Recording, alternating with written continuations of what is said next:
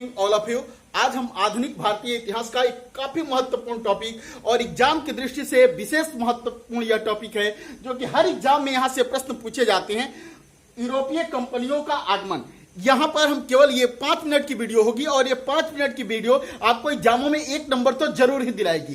तो यदि इस टॉपिक को आप विस्तार से समझना चाहते हैं, यूजीसी नेट, पीजीटी या यूपीएससी आईएएस जैसे एग्जामों को देना चाहते हैं, केवल फैक्ट्स से आप संतुष्ट नहीं है, तो आप हमारे चैनल पर जाएं, प्लेलिस्ट में जाएं और उसमें एक आधुनिक भारतीय इतिहास का फोल्डर पड़ा हुआ है जिसमें हमने आधुनिक भारतीय इतिहास को कंटिन्यू क्लास 1 से लेकर और पूरी आधुनिक भारतीय इतिहास को एक विस्तृत समझ के साथ पढ़ाया है। वहां से देखें। ये केवल और केवल फैक्ट याद कराने का एक और फैक्चुअल बेस, जैसे एसएससी, जीडी, एसएससी या पुलिस के एग्जाम दे रहे हैं या कि कोई भी फैक्चुअल बेस एग्जाम दे रहे हैं, उसके लिए यह टॉपिक है। आइए अब ध्यान देती हैं। यूरोपीय कंपनियों का आगमन। भारत में यूरोपीय कंपनियों का आगमन। अब देखें कि आपने एक प्रश्न पढ़ा है कि भारत की खोज किसने किया था, तो वास्को डी गामा कब किया था? 1498 ईस्वी में।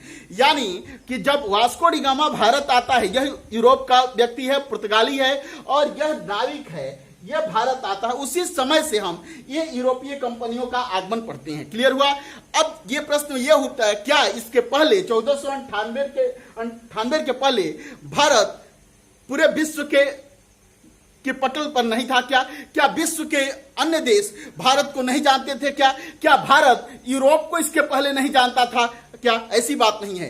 प्राचीन काल और मध्य काल से ही हमारा संबंध यूरोप से रहा। सिंधु घाटी काल में, गुप्तोत्तर काल में, मौर्योत्तर काल में, ये सभी कालों में हमारा संबंध और व्यापार यूरोप से रहा। मध्य काल में भी जो समय व्यापारिक रूप से डिक्लाइन का दौर चल रहा था, उस समय भी हमारा व्यापारिक संबंध जो है कहां से रहा?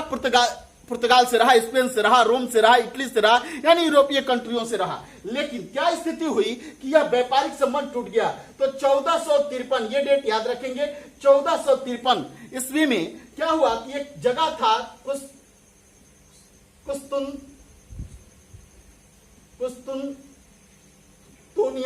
कुस्तुनतुनिया पर तुर्की का आधिपत्य हो गया। अब ये कुस्तुनतुनिया कहां है?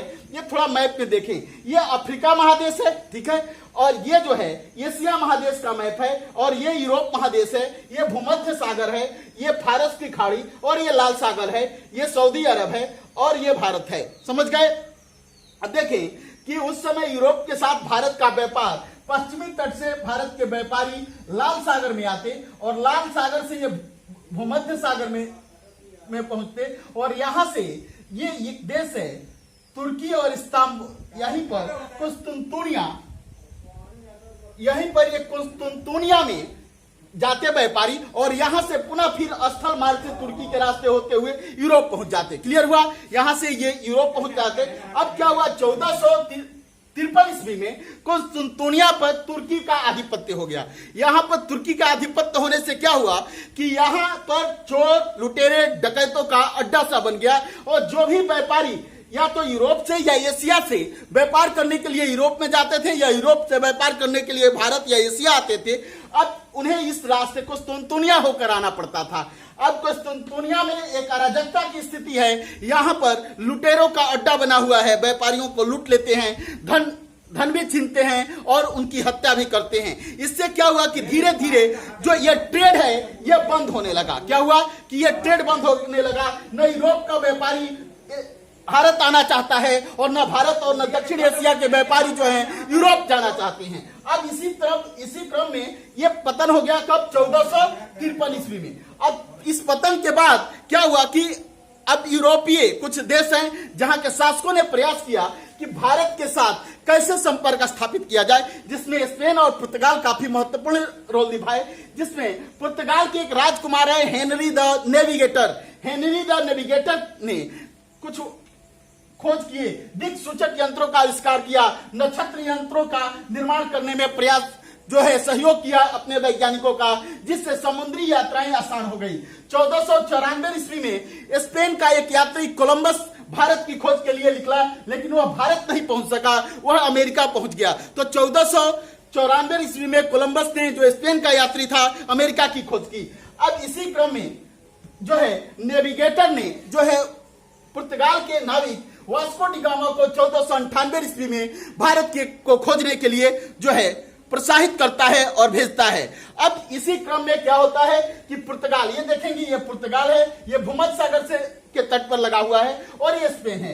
पुर्तगाल से जो है वास्को डी गामा चलता है, ये अफ्रीका महादेश का पूरा इस के तटों से गुजरता हुआ अफ्रीका महादेश का पूरा चक्कर लगाते हुए ये आसाम द्वीप पहुंचता है और आसाम द्वीप का चक्कर लगाते हुए हिंद महासागर में पहुंचता है और यह भारत के पश्चिमी तट पर केरल में जाकर मालवार तट पर रुकता है, अपने जहाज को जो है विराम देता है और वहां का शासक भी इसका भव्य स्वागत करेगा। इसके विषय में हम अगली क्लास में पढ़ेंगे।